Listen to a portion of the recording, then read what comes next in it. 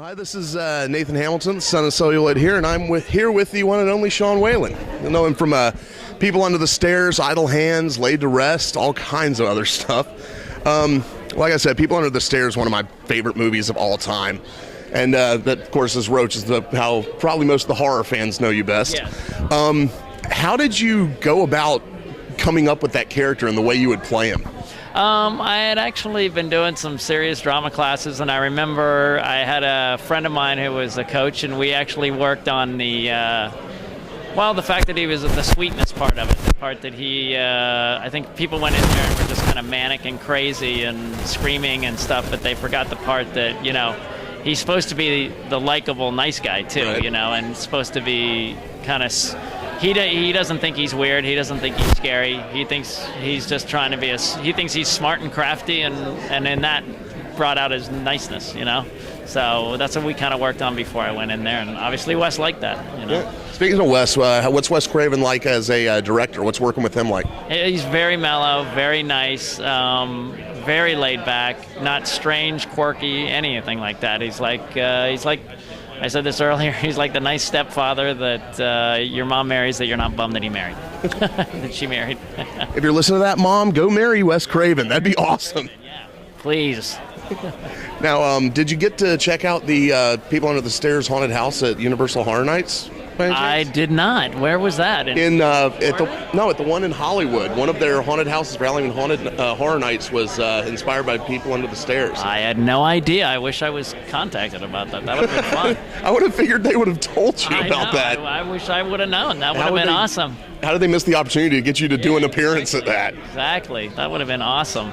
People Under the Stairs is it's one of those almost underrated classics of horror cinema that it doesn't get mentioned in the same thing with the Friday the 13th and Nightmare on Elm Street, but everyone I know loves that flick. Why do you think it resonates so much with people? Well, because it crosses all genres. It's comedy, it's drama, it's quirky, it's funny. It's also the underdog hero movie at the same time. It's just not your basic slasher. That's why. Right. Now, how did you get involved with Laid to Rest?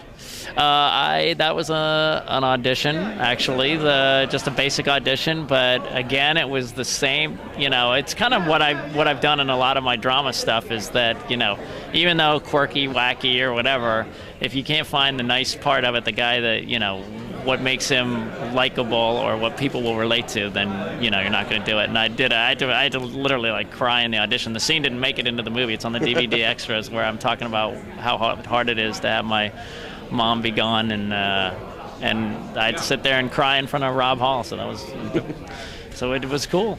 Is Bobby Sue Luther as insanely hot in person as she is on film? Yes. Simple answer. Good stuff. Now, you've done a lot of commercial work.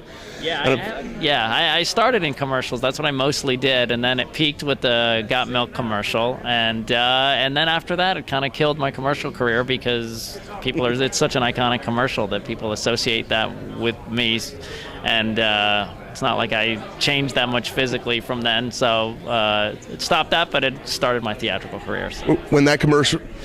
Sorry, what? No, I can't complain because I started my theatrical career. When that commercial was in rotation, how tired did you get of people coming up to you going, Oh my God, my wife was, when we would walk around, she just goes, I can't believe how crazy people are. And she just said, man, we got to rethink this you getting famous thing. So, I never imagined how people like Jim Carrey or all those people, deal with it.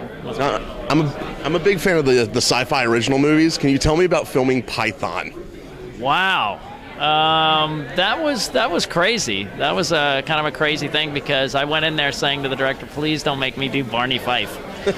Because I said, it's a wacky deputy, and we've done that. Right. We've seen that before. And actually, one of the producers came up halfway through the movie. He's like, just go do Barney Fife. And I was like, no, I told you I'm not going to do that. So I tried to just come up with my own comedic take on, Barney Fife is the funniest lawman ever. So you don't even want to go near it.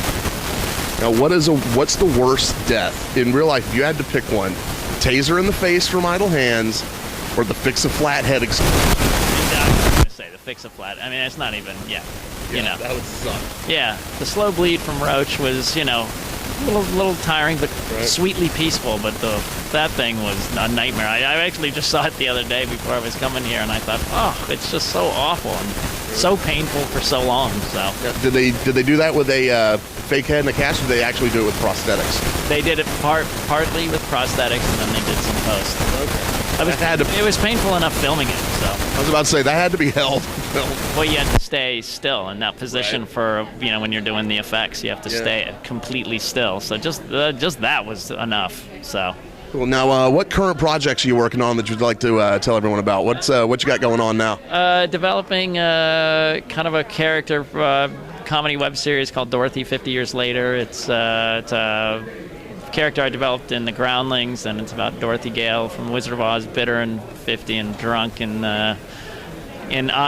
Kansas, and being sick and tired that no one believes her that she went to this great place. And it's a comedy piece, and I'm just trying to figure out which direction to go with it. Yeah, I saw that first Dorothy thing on YouTube. That was hilarious. So yeah, that's the first one I'm putting out there, and I'm trying to figure out where to go with that one next. But I've got a lot of good response from the right people, so we'll see where it goes.